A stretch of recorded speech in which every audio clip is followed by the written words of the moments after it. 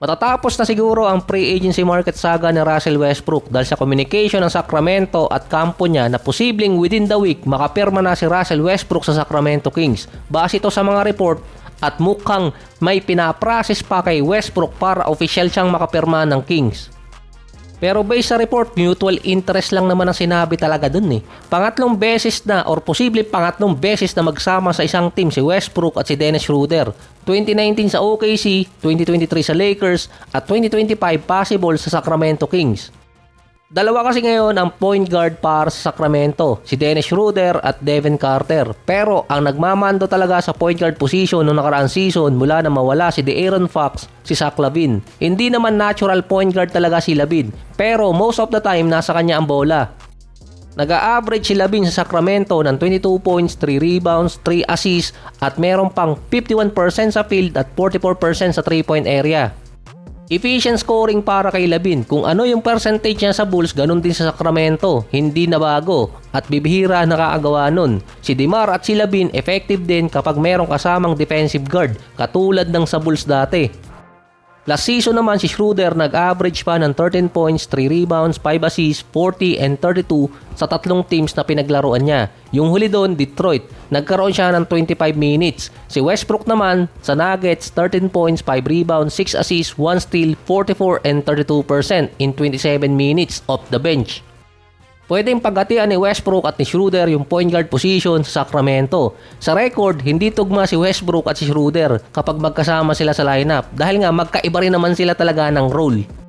Lalo ngayon, parehas na sila ng role. Parehong point guard pero starting unit dati si Westbrook, 6 man naman si Schroeder. Parehas na sila ngayong off the bench player. Sino yung ilalagay sa starting position?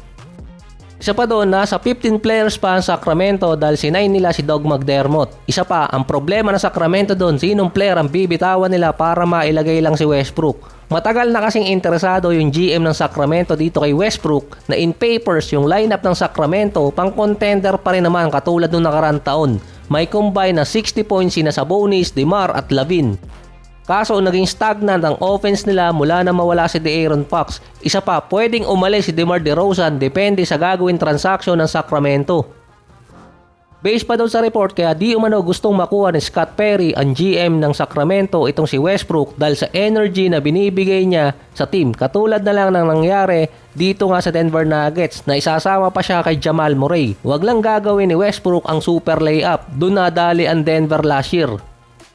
Si Kevin Durant naman tatapusin di umano ang kanyang career sa Houston. Ito na ang magiging final chapter or final destination ni KD. Parang sagwalang pakinggan. Bumalik din kasi siya kung saan talaga siya nagmula, ang Texas. Doon kasi siya naglaro sa college. In papers, contender din ang Houston. Pero sila at least nakapasok sa playoffs last year. Na-retain nila si Van Fleet, Sengun, Amen Thompson, Jabari Smith, napalitan naman nila si Dillon Brooks, si Dorian Finney-Smith, sinundan pa ni Josh Okogie si Kevin Durant kung saan magpunta. Sa scoring, ang pumalit kay Jalen Green, syempre si Kevin Durant, mas efficient pa. At hindi lang kapag January nagpapakita. Napaligiran si Kevin Durant ng mga defensive player na hindi magawa sa Suns.